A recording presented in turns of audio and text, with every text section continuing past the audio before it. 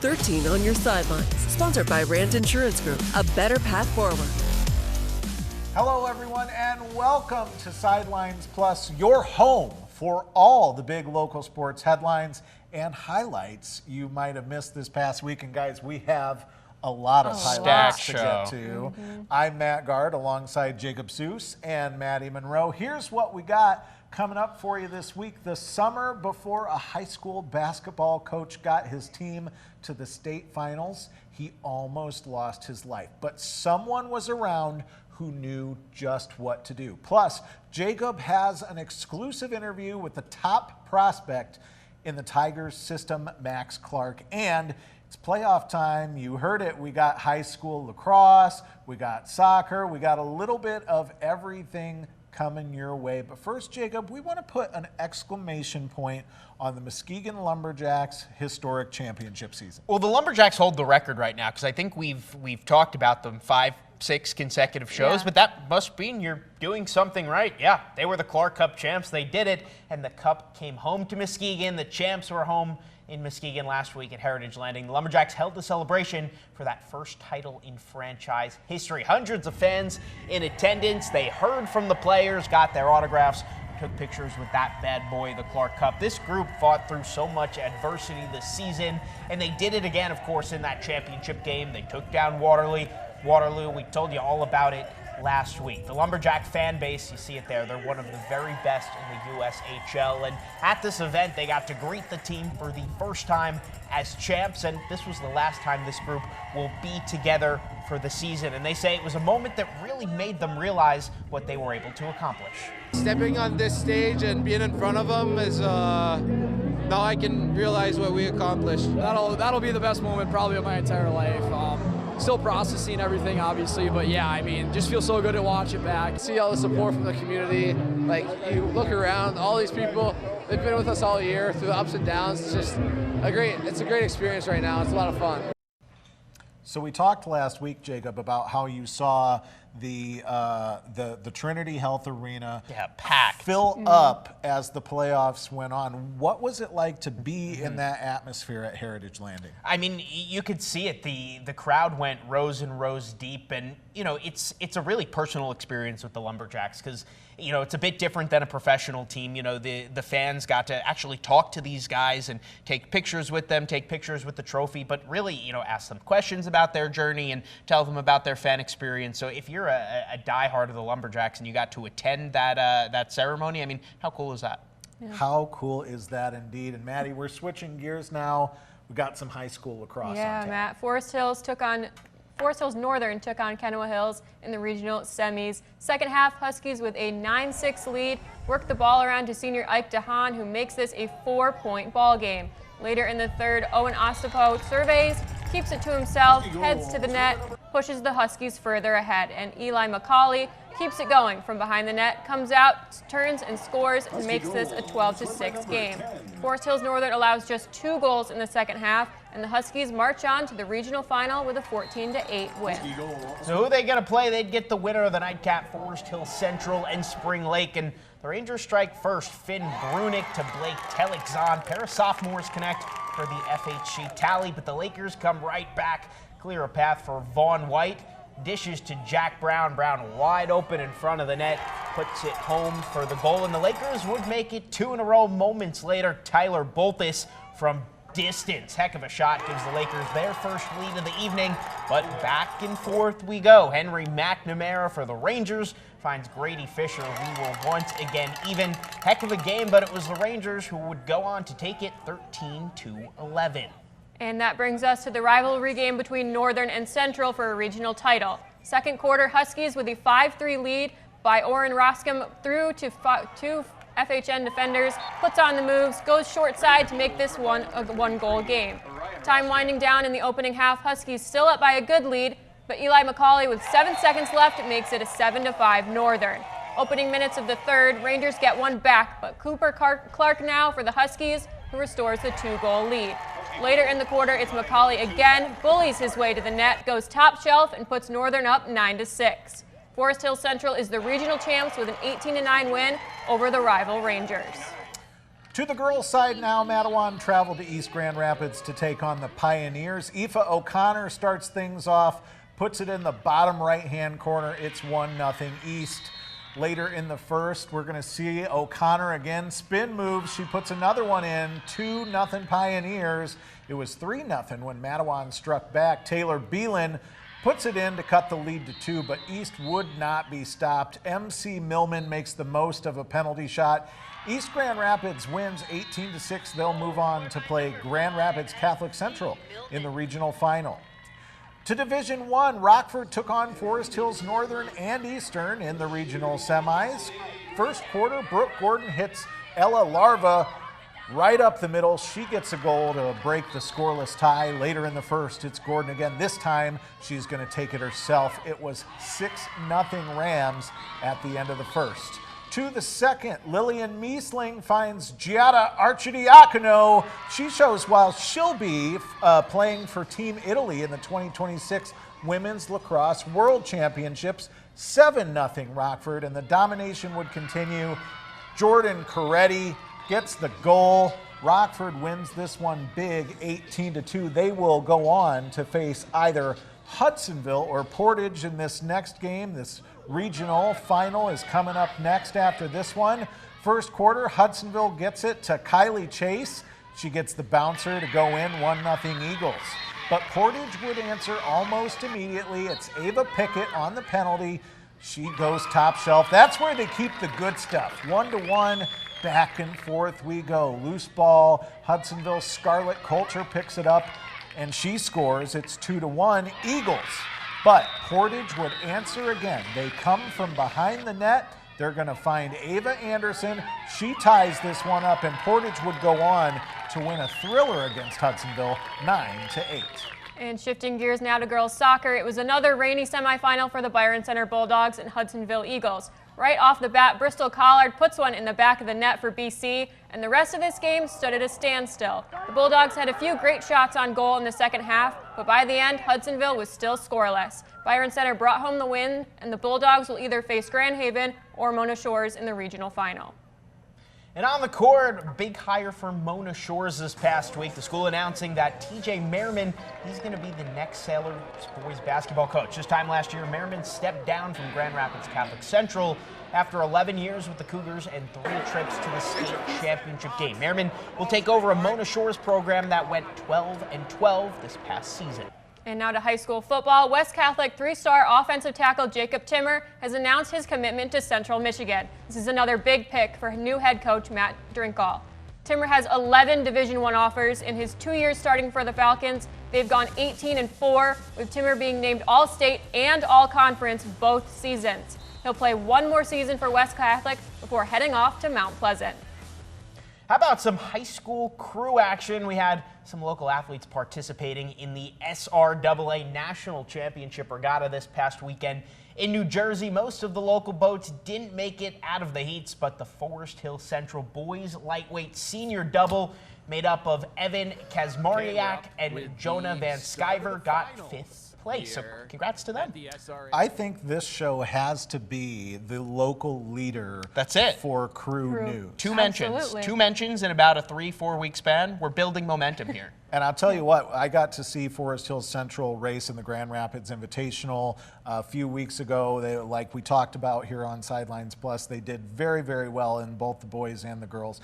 And Jacob, for this mention of crew so far is going a lot better than our last one. Yes. You watch old episodes if you don't know what we're talking about. To go to nationals, I mean, this is a big deal for them. I mean, the best of the best in the country. You know, the East Coast dominates a lot of that. So for a couple of our teams to get there and for the Rangers to make it out, that's a huge accomplishment. Love to see the Midwest kids do us proud. He is the biggest prospect in the Tiger system. Of course, we're talking Max Clark, and Jacob got to talk with him one-on-one. We have that interview next on Sidelines Plus.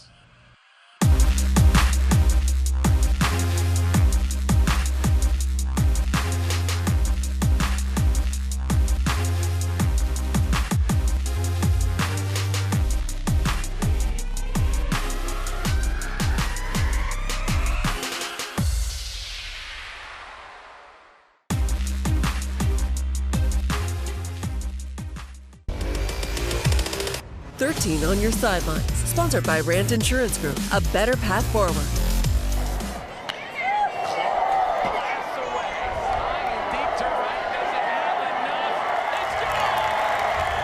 Here we are 2 months into the season. I mean, watching from afar, it seems like you're having a lot of fun. It's such a simple question, but how much are you enjoying yourself right now? I mean, there's no better feeling right now. Obviously, it's great that we're at home as well.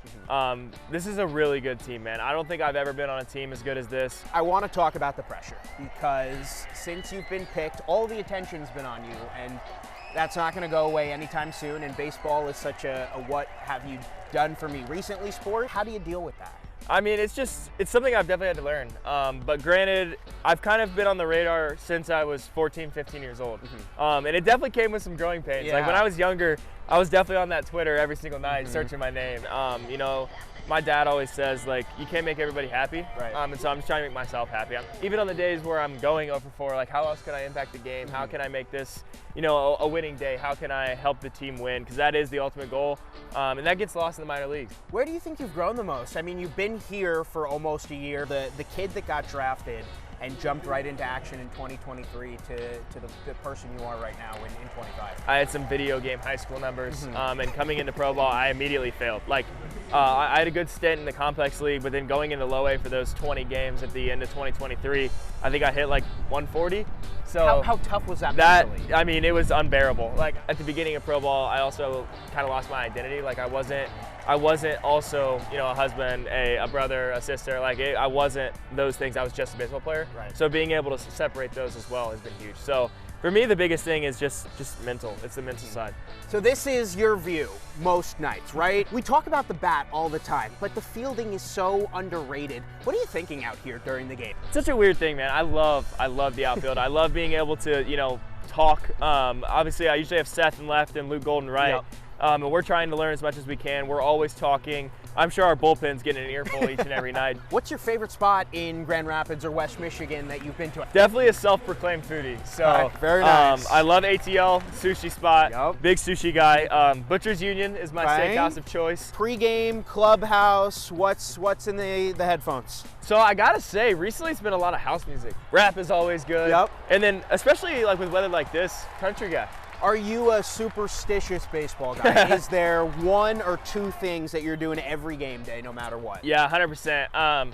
Love the quote, I'm not superstitious, just a little Yep. stitious. You know, I'm a 2 Red Bull a day guy. Okay. So I think I've done my eye black the same since I was probably 14. And pregame prayer. Obviously, Very you can't nice. go wrong with that, giving glory to him. Hit a couple balls right into here, a couple balls that have gone over here. As someone who will never do it and will never get to experience it, when you hit the ball and you know it's gone, probably the grand slam last night, That was the first one of the year, for sure. that you knew it was Yeah, gone. yeah. What is that feeling like? Ball hits the bat, gone. There's actually, this may sound weird, there's no feeling. Okay. When you hit it that well, you don't even feel the ball come off your bat. I wake up each and every day, I play baseball for a living. There's a lot worse things, and there are a lot more important things out there than baseball. Yeah. So it's a blessing to be able to come out here and do it each and every day. Max Clark, foul pole to foul pole. Saturday night's his bobblehead, first ever bobblehead. Come out and get it. First pitch tonight, 6:35, the Whitecaps and the Loons. Obviously, that's not true. That was Yes. that game was like last week, but you We get the pull point. stuff over from previous you guys shows. get It the works, point. it works. Max Clark is one cool cat. Since we He brought is. that up, though, that bobblehead night, Yeah. our director, Bill Harold, He's very did upset. not get his, despite the fact that he waited in line. So doors opened at 5 o'clock that night. First, 1,000 fans got a bobblehead. Yeah. Fans started lining up at noon to get the bobblehead. Wow. 10 of them were signed, 10 out of the 1,000. So a couple people got sure. a signed bobblehead. So that was a That's big pretty deal. cool. So yeah, no bobblehead for people that waited in line, including Bill and James Harold. Listen, this is just my opinion here, but I think Billy's a little reckless with money sometimes. So if you happen to be watching this and you Yeah, have one if of you those have Max one. Clark bobbleheads, make him an offer. Yeah. You never Yeah. know. You never know. We were talking a little bit off camera. This is one of those things where, since the Whitecaps are high single A, you get these superstar players, and you don't know how long they're going to stick around. So, Jacob, now might be the time to go to a Whitecaps. Yeah, it's Yeah. now or never. I mean, you could wake up tomorrow morning and he could be gone. He could be here until July, mid-July, but it's time to go see him if you haven't yet. I mean, this kid is 20 years old. Think about back to when you were 20. I mean, 20-year-olds are silly. They don't know what's going on in life. You know, they're making a lot of silly decisions. You know, you're still trying to get a handle on things. I mean, it's such a cliche saying, but he is so wise beyond his years, and that comes with being, you know, in the spotlight since you were 13, 14 years old. But, you know, you would think you're talking to a, you know, 30, 35-year-old. You know, he's a very charismatic 20-year-old. Yeah. I do love that he's a 2 Red Bull a day kind of guy. That really... So you're a big Red Bull girly. I had to clarify because he said he drinks them before every game. Yeah. Sometimes Whitecaps play at 11 in the morning. Right. Those kids' days during the week, Yeah. he says the moment his feet hit the floor from when he wakes up, 1, 2 Red Bull for the 11 o'clock games, get him in center field, ready to go. You just need to, next time you're at a Whitecaps game, you need to think in the back of your head, Max Clark is jacked up out there. He's very caffeinated. Ready to run through a brick wall. There you go. He almost lost his life to a medical emergency, but Grand Rapids Christian boys basketball coach Eric Taylor had someone looking out for him. And now he's coaching the community so they know what to do if they're ever in the same type of situation. That's next on Sidelines Plus.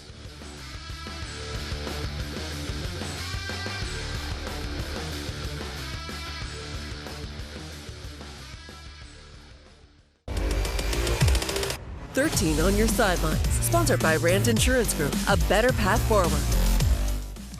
Perseverance is something nearly every coach preaches, but the boys basketball coach at Grand Rapids Christian High School has a new outlook on what perseverance really means. And it's a message he's sharing with more people than just his players. You know, every great story has to have a great plot. Much of Eric Taylor's story has revolved around basketball. Been coaching about 18 years. But it's also come with a major plot twist. Summer 2023, my wife and I were at a concert. I sat down, and then my wife asked me, are you okay? And I said, yeah, you know, I have a slight headache. But thank God, 2 seats over, there was a nurse sitting next to us. And I just remember her calling, hey, can you hand me, please give me your hand. And at that particular time when I went to give her my hand, paralysis had set in. So at that point, there was no movement. I was numb on the left side of my body. And I think that's when she definitively was able to articulate, he's having a stroke. Taylor was rushed to the hospital, which was luckily just 7 minutes away. In stroke here, every single second counts. So it is important to come to the hospital right away. If we are not acting fast, we can lose almost 2 million neurons in 1 minute. Thanks to quick action and clot-busting medicine, Taylor was back home in just days. God spared my life, and I think he spared my life for a reason. Eager for life's next chapter. After a few checkups, you know, I talked to the doctor and I let him know, you know, I'm a basketball coach, and I coach with a lot of passion. That's how we perform as a championship team. Are you serious? Wake up! I asked him, you know, would it be okay to go back to coaching? And he said, hey, I have no restrictions for you. You are free to go and coach how you coach. The next season at Grand Rapids Christian was a storybook ending to the tale of Taylor's close call. And that year we made it to the state finals, and so it was like a dream come true. For me, I couldn't write a better script. Now Taylor is coaching his community on strokes to prevent someone else's story from becoming a tragedy. The beauty in sharing your story is that it gives other people hope, but also it's an opportunity to educate and teach people a valuable lesson on how they could probably be part of saving someone's life. And ultimately, guys, that's what Coach Taylor hopes will come out of this story. That's why he's sharing his story, so that people know the symptoms of a stroke. And if you need an easy way to remember that, remember the acronym FAST. F is for facial drooping, A is for arm weakness, S for slurred speech. And if you know those symptoms along with loss of balance or changes in eyesight, then it's T, time to call 911, guys. Really awesome. You know, a lot of people in our industry covered that state finals run for Grand Rapids Christian and had no idea. That's unbelievable. That he had a stroke, and you know, he got out of there with no noticeable signs that anything had happened, and no long-term disabilities. So, you know, Coach, it's for him, he says that's a miracle, and he's happy to share his story with others. Yeah, I'm sure he's appreciative every time he's on the sidelines now, you know, knowing the second chance he got. Yeah. That's it for this week. This week's episode of Sidelines Plus. For now, I'm Matt Gard. This Jacob Seus. This is Maddie Monroe. We'll see you next week. Shout out Missouri S&T.